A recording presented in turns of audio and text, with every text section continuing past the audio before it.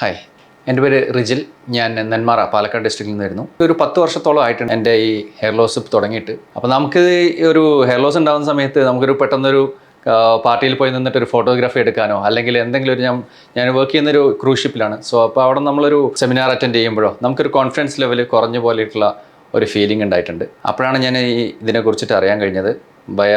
ഇത് തന്നെയാണ് ഇൻസ്റ്റഗ്രാം പേജിലൂടെ തന്നെയാണ് ഞാൻ അറിഞ്ഞതും. പിന്നെ അതിലുള്ള ഒരുപാട് വീഡിയോസ് ഞാൻ കണ്ടു. യൂട്യൂബിൽ കയറി ഒരുപാട് വീഡിയോസ് കണ്ടു.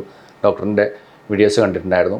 അപ്പോൾ നമുക്കതിനെക്കുറിച്ച് കുറച്ചുകൂടി ഐഡിയ കിട്ടി. പിന്നെ ഞാൻ നേരിട്ട് ഇവിടെ വന്ന് ഡോക്ടറെ വീണ്ടും കണ്ട് സംസാരിച്ചപ്പോഴാണ് നമുക്കതിനെക്കുറിച്ച് കുറച്ചുകൂടി, കാരണം ഇതിൻ്റെ ഒരു വേറൊരു തലം എന്താണെന്നുള്ളത് നമുക്ക് അറിയില്ലായിരുന്നു. അപ്പോൾ അവർ ഡോക്ടർ നല്ലപോലെ കാര്യങ്ങൾ ബ്രീഫ് ചെയ്ത് തന്നു.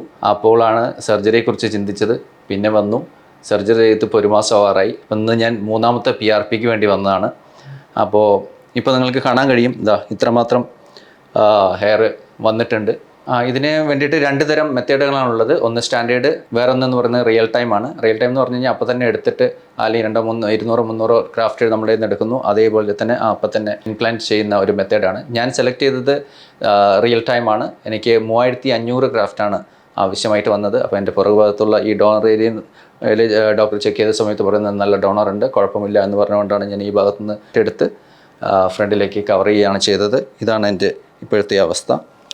പിന്നെ ഇവിടുത്തെ ഓവറോൾ എക്സ്പീരിയൻസ് പറയുകയാണെന്നുണ്ടെങ്കിൽ സ്റ്റാഫ് വളരെ ഹെൽപ്ഫുള്ളാണ്. എല്ലാ കാര്യങ്ങളും നമ്മൾ ഓരോന്ന് ചെയ്തുകൊണ്ടിരിക്കുമ്പോഴും നമ്മളെ വന്ന് ഇന്നതാണ് നിങ്ങൾക്ക് ചെയ്യുന്നത്, ഇതാണ് ഇതിൻ്റെ പ്രൊസീജിയർ, ഇന്നതാണ്, നമുക്കറിയാത്ത കുറേ കാര്യങ്ങൾ മുഴുവനായിട്ട് പറഞ്ഞു തന്ന് ബ്രീഫ് ചെയ്ത് തന്നിട്ടാണ് ഓരോ കാര്യങ്ങൾ ചെയ്യുന്നത്. പിന്നെ ഇതിൻ്റെ മെയിൻ കാര്യം എന്ന് പറയുന്നത് പെയിൻലെസ് ആണ്. നമുക്ക് എനിക്ക് ചെറിയൊരു ഇഞ്ചക്ഷൻ വരെ ഭയങ്കര പേടിയുള്ളതാണ്. ഇന്ന് ഞാൻ ജസ്റ്റ് ഇപ്പോൾ ഒരു ബ്ലഡ് എടുക്കാൻ തന്നെ വളരെ പേടിച്ചിട്ട് നിൽക്കുന്നൊരു വ്യക്തിയാണ് ഞാൻ.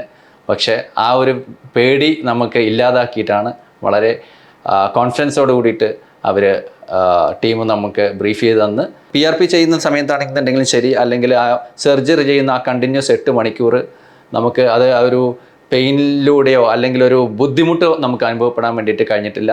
അപ്പോൾ അതുകൊണ്ട് എൻ്റെ ഭാഗത്തു നിന്ന് ഞാൻ പറയുകയാണെന്നുണ്ടെങ്കിൽ നിങ്ങൾക്ക് ആരെങ്കിലും നമ്മുടെ ഫ്രണ്ട്സോ ഫാമിലിയിലെ ഏത് മെമ്പേഴ്സോ ധൈര്യമായിട്ട് നിങ്ങൾക്ക് ഇവിടെ വരാം. എൻ്റെ എക്സ്പീരിയൻസ് വെച്ച് പറയുന്നതാണ്, അല്ലാതെ വേറെ ആരെങ്കിലും പറഞ്ഞിട്ട് പറയുന്നതല്ലല്ലോ. അപ്പോൾ നമുക്ക് അറിയാൻ പറ്റും. അപ്പോൾ വളരെ നല്ലൊരു എക്സ്പീരിയൻസ് ആയിരിക്കും. വന്നു കഴിഞ്ഞാൽ വന്ന് നിങ്ങളുടെ എക്സ്പീരിയൻസ് നിങ്ങൾക്ക് ഇതുപോലെ ഷെയർ ചെയ്യാൻ കഴിയും എന്ന് ഞാൻ പ്രതീക്ഷിക്കുന്നു.